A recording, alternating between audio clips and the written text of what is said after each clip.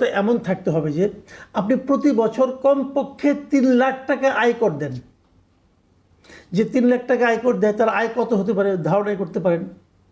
তো আপনার বাৎসরিক আয়কর হতে হবে মিনিমাম 3 লাখ টাকা।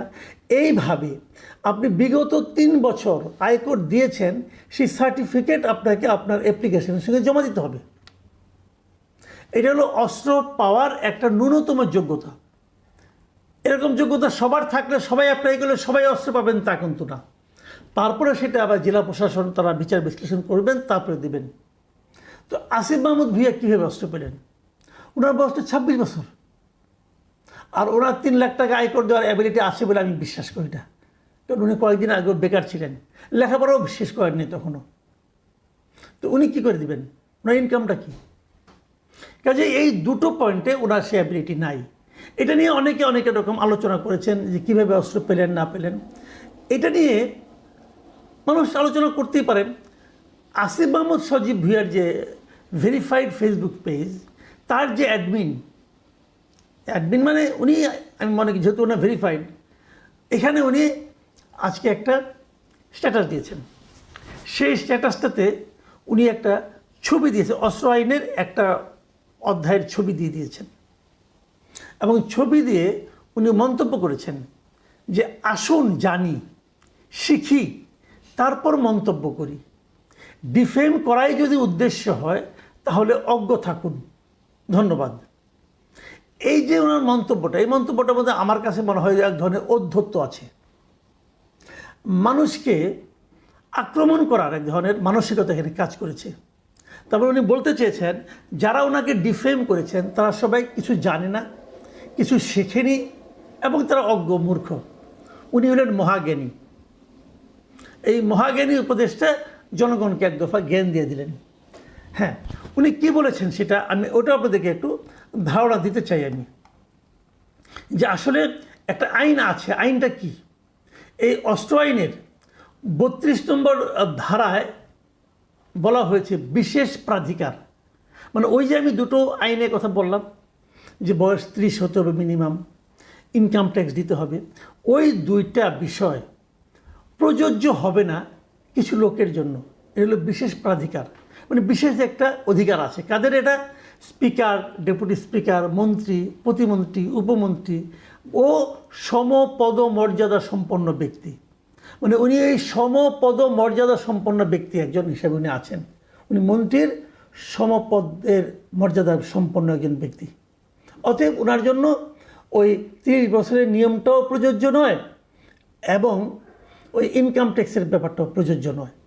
তো সেক্ষেত্রে উনি অস্ত্র পেতে পারেন লাইসেন্স হিসাবে। এটা উনি জনগণকে জানালেন, খুব ভালো। জনগণ জ্ঞান অর্জন করবে, সেটাও ভালো।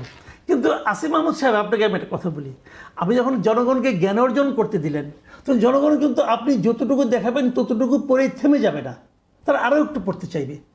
যেমন আমি নিজে অস্ত্র আইনটা জানতাম না, আমার জানার কোনো প্রয়োজন পড়ে নাই। আমি কখনো ভাবিনি যে আমি অস্ত্র নিব, আর যদি ভাবতামও আমি নিতে পারতাম না। আমি প্রতি বছর 3 লাখ টাকা আয়কর দিতে পারি না, আমার এত ইনকাম না। কাজে আমি পারতাম না, আমি তো মন্ত্রীও না, কাজে ওটাও আমি বিশেষ প্রাধিকারও আমি পেতাম না। তো আপনি বলাতে আমি এটা পড়েছি। 32-এর পরে হয় 33 নম্বর ধারার 33-এর খ, সেখানে কি বলা হয়েছে? জনাব আসিফ মাহমুদ, এটা কি আপনি জানেন? এটা কি পড়েছেন? এটা কি শিখেছেন? আপনাকে আমি একটু শেখাই কি আছে ওখানে। 33-এর খতে বলা হয়েছে, বিদেশে অবস্থানকালীন সময়ে লাইসেন্সকৃত অস্ত্র সংশ্লিষ্ট জেলা মালখানা থানা সেফ কিপিং লাইসেন্স প্রাপ্ত প্রতিষ্ঠানে জমা রাখতে হবে। আপনি কি এখন বিদেশ যাচ্ছেন মরক্কোতে, আপনি কি আপনার অস্ত্রটা এই যেখানে রাখতে বলা হয়েছে রেখেছেন? রাখেননি। আমি কী করে বুঝলাম? দেখুন, আপনি যে বলেছেন, আপনার যে নিউজটা ছাপা হয়েছে সেখানে আপনি স্পষ্ট বলেছেন যে প্যাকিং করার সময় অস্ত্রসহ একটি ম্যাগাজিন বাসায় রেখে এলেও ভুলবশত আরেকটি ম্যাগাজিন ব্যাগে থেকে যায়।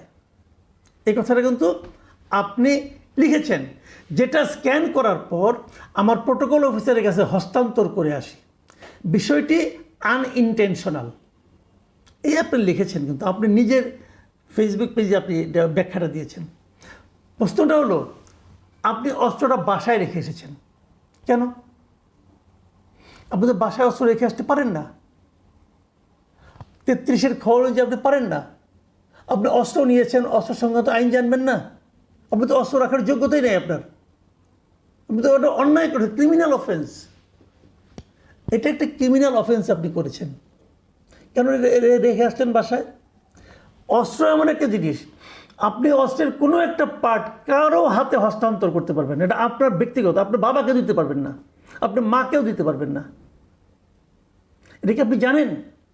আপনি তো জ্ঞান অর্জন করার জন্য জনগণকে মাঠে নামাই দিলেন। জনগণ কিন্তু মাঠে নেমে গেছে। আমার মতো লোক যখন নামছে, অনেক লোকই নামছে। তো জ্ঞান অর্জন করতে পাইলাম যে আপনি একটা ক্রিমিনাল অফেন্স করছেন। তারপর আপনি কী করছেন? আপনি যে ম্যাগাজিনটা আপনার কাছে ধরা পড়েছে, সেটা আপনি আপনার প্রোটোকল অফিসারকে দিয়ে দিয়েছেন। আপনি ওই ম্যাগাজিনটা আপনার প্রোটোকল অফিসারের কাছেও দিতে পারেন না, পারেন না। আপনাকে এটা জমা দিতে হবে আপনার নিকটবর্তী থানায়। আপনি প্রোটোকল অফিসার যে ওখান থেকে নিয়ে বেরিয়ে গেল, তাকে তো যে কোনো সময় অ্যারেস্ট করতে পারে পুলিশ। তুমি এটা পেলে কোথায়? কোনো আইন নেই। আপনি উপদেষ্টা না, কি আসে যায় রে ভাই? কি আসে যায় উপদেষ্টা? উপদেষ্টা কী হয়েছে? আপনি বাই চান্সই উপদেষ্টা হন আর নির্বাচন করেই হন, যেভাবেই হন, বাংলাদেশের আইন অনুযায়ী আপনার এই উপদেষ্টা মূল্যের কোনো মূল্য নাই যদি আপনার হাতে একটা এরকম বেআইনি অস্ত্র থাকে। আর উপদেষ্টার অস্ত্র বলে যদি প্রোটোকল অফিসার নিয়ে যায়, তার তো জীবন রিস্ক। এখন ওটা ছিনতাই হয়ে যেতে পারত। আপনি কী করলেন বলেন? আইন মেনেছেন? আপনারা আইনকে কী মনে করেন? আইন কি আপনাদের পকেটে থাকে চীনাবাদাম? ইচ্ছা হলো খাইলাম, ইচ্ছা হলো ফটো এলাম, ইচ্ছা হলো কাউকে দিয়ে দিলাম।